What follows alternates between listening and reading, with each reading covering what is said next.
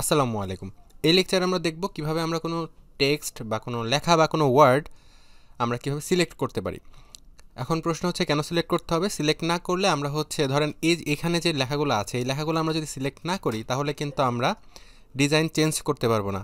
লেখার ওপরে ধরেন আমি চাচ্ছি এই প্যারাগ্রাফের কালারটা চেঞ্জ করব বা ফন্টের স্টাইলটা চেঞ্জ করব বা এটার টেক্সটের সাইজটা বাড়াবো বা কমাবো। তো এই কাজগুলো করার জন্য আমাদের কিন্তু এই লেখাগুলো প্রথমে সিলেক্ট করতে হবে। তো সিলেক্ট কীভাবে করব?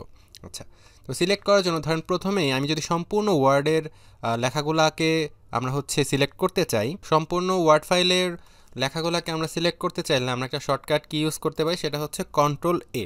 আমরা যদি কন্ট্রোল এ প্রেস করি তাহলে দেখব সম্পূর্ণ লেখাগুলো কিন্তু সিলেক্ট হয়ে যাবে। তো এরপর আমরা এই সিলেক্ট করে আমরা যে কোনো কাজ করতে পারি, লাইক কপি করতে পারি বা এটাকে কাট করতে পারি অথবা ডিলিট করতে পারি। ব্যাকস্পেস প্রেস করে আমরা ডিলিটও করতে পারি অথবা বিভিন্ন স্টাইলও আমরা চেঞ্জ করতে পারি চাইলে। আচ্ছা, তো এখন আমি যদি চাই কোনো একটা ওয়ার্ডকে সিলেক্ট করব তাহলে কীভাবে করব? ধরেন আমি চাচ্ছি হোয়াট, এই লেখাটাকে শুধুমাত্র সিলেক্ট করতে চাচ্ছি।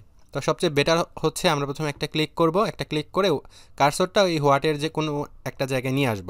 এরপর ডাবল ক্লিক করব, তাহলে এই অংশটুকু সিলেক্ট হয়ে যাবে। আচ্ছা, অথবা আমরা একদম বাম দিকে ধরেন আসলাম, অ্যান্ড দেন আমি যদি এখন আমাদের মাউসের লেফট বাটন প্রেস করে আমরা একটু ডান দিকে মুভ করি তাহলে দেখবো এভাবে করে একটা একটা করে সিলেক্ট হচ্ছে।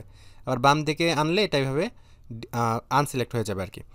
আবার আমি ধরেন চাচ্ছি এখান থেকে উপর পর্যন্ত সিলেক্ট করব। তো এটা করার জন্য আমরা আমাদের মাউসের লেফট বাটন প্রেস করে উপরের দিকে নিব, তাহলে যেভাবে করে সিলেক্ট হয়ে যাবে।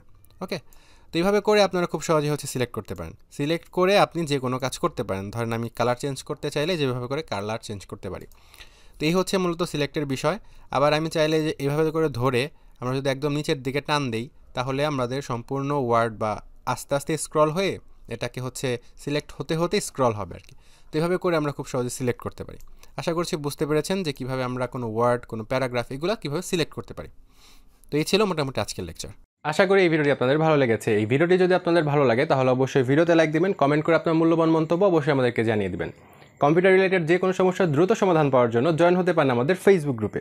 ইনশাআল্লাহ দেখা হবে আগামী কোনো ভিডিওতে। সেই পর্যন্ত সবাই ভালো থাকবেন, সুস্থ থাকবেন এবং জ্ঞানময় পৃথিবীতে সবসময় থাকবেন কৌতূহলী।